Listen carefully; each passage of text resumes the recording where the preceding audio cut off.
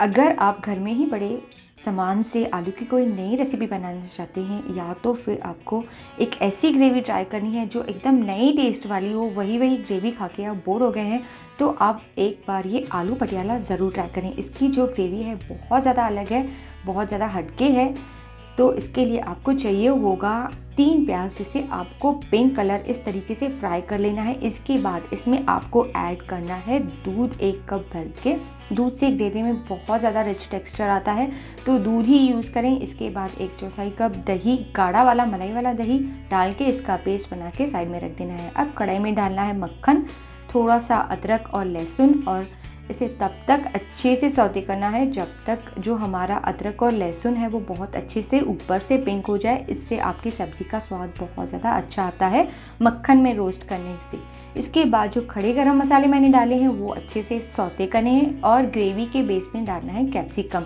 ये एक ऐसा इंग्रेडिएंट है जिससे आपकी ग्रेवी का टेस्ट एकदम ही अलग लेवल पर चला जाता है। टमाटर और थोड़ा सा मिंट लीव्स डालने के बाद थोड़ी सी कसूरी मेथी डालें इसमें। इसके बाद इसमें डालना है 1 चम्मच कश्मीरी रेड चिली, थोड़ी सी हल्दी, थोड़ा सा धनिया का पाउडर।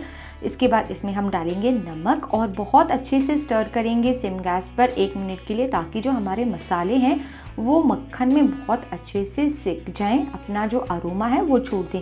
और जैसे ही आपको लगे कि सारे मसाले बहुत अच्छे से सिक गए हैं तो ज़रा सा पानी डालना है, और तब तक सिम गैस पर इसे कुक करना है जब तक जो टमाटर है वो बहुत अच्छे से सॉफ्ट हो जाए। जैसे ही आपको लगता है कि जो टमाटर है वो बहुत अच्छे से गल गया है, ये देखिए मैं ढक्कन निकाल के आपको दिखा देती हूँ, बहुत अच्छे से सारा जो हमारा मसाला है सॉफ्ट हो चुका है। इसका पेस्ट बनाना है, साइड में रख देना है। अब कढ़ाई में फिर से 4 चम्मच तेल लेना है।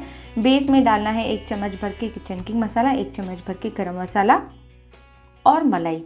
पूरा का पूरा प्रोसीजर अलग है, जिसकी वजह से सब्ज़ी बहुत ज़्यादा यूनिक बनती है। मलाई को सेक लेना है तब तक जब तक मलाई बहुत अच्छे से तेल छोड़ देती है। इस बीच इसमें डाल देना है थोड़ी सी रेड चिलीज़।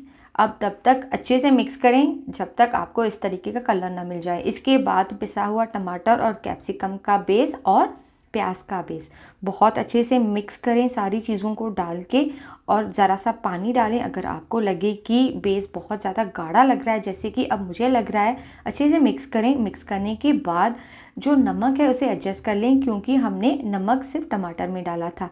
और जैसे ही आपको लगे कि अच्छे से नमक एडजस्ट हो गया है, ढक के रख दें 5 मिनट तक, ताकि जो पानी है उसमें सारे मसाले बहुत अच्छे से मिक्स हो जाएं। इसके बाद इसमें डालें बॉयल वाले या फ्राइड वाले आलू। तो ये देखिए आलू पटियाला तैयार है। बहुत ही यूनिक और बहुत टेस्टी सब्ज़ी बनती है। इसमें आप इस ग्रेवी में आप बहुत सारी अलग अलग वेरिएशंस ट्राई कर सकते हैं, जैसे कि पनीर या मिक्स वेज या फिर नॉन वेज।